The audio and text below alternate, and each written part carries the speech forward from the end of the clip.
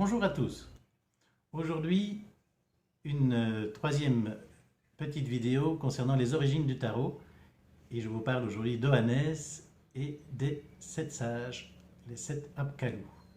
Vous vous rappelez, la dernière fois, je vous ai parlé de Thoth, dieu des savoirs, des arts divinatoires, de l'écrit, dieu égyptien, et aussi de Enki, donc le dieu de la mythologie sumérienne. Alors, les traditions mésopotamiennes ont préservé le souvenir d'un héros civilisateur de l'époque qui était nommé Oannès, et avec lui d'une confrérie de 7 sages, les 7 Apkallu, qui l'auraient aidé dans sa mission. Le mythe des 7 sages, rapporté par le prêtre Béroz au IIIe siècle avant Jésus-Christ, raconte comment des génies civilisateurs furent envoyés par Enki pour apporter le savoir aux humains. Plus largement, les textes le présentent parfois comme celui qui fixe le destin, même si cette fonction est plutôt dévolue dans la mythologie à son frère Enlil, qui maîtrise les tablettes du destin. Béroz a élaboré son histoire à partir des archives du temple de Babylone.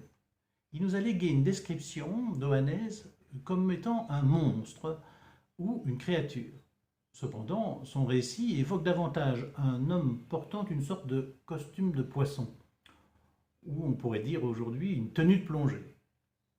Ce monstre, nous dit Béroz, avait le corps entier d'un poisson, mais en dessous, attaché à la tête du poisson, se trouvait une autre tête, humaine, celle-là.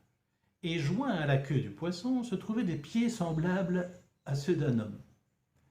Et il était doté aussi d'une voix humaine.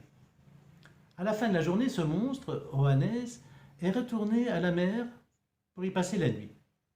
Il était amphibien, capable de vivre aussi bien sur terre que dans l'eau. Plus tard, d'autres monstres semblables à lui sont venus et l'ont accompagné. Dans les traditions mésopotamiennes, Oannès et la confrérie des 7 Apkallu sont décrits comme ayant instruit l'humanité pendant des milliers d'années. C'est durant cette longue période que les 5 cités antédiluviennes, dont je vous ai parlé la dernière fois, dans la précédente vidéo, centre d'une grande civilisation, ces cités, ont été bâties et que la royauté est descendue du ciel. Béroz explique qu'avant l'apparition d'Oannès, le peuple mésopotamien vivait dans une société anarchique comme des bêtes sauvages. Oannès et d'autres sages auraient donc enseigné les fondations de la civilisation à l'humanité antédiluvienne, d'avant le déluge. L'on croyait alors que les 7 Apkallu avaient été créés par Enki, révélés par la tablette de Scoïen, comme étant le protecteur de Siuzoudra. Vous vous souvenez, celui qu'on associe à Noé dans la Bible.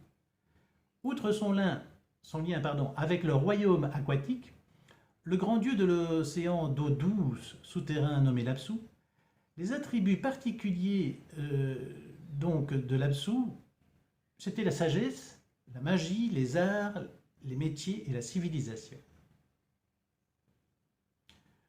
Voilà pour cette vidéo, et dans la prochaine vidéo, je vous parlerai de l'âge d'or et du déluge.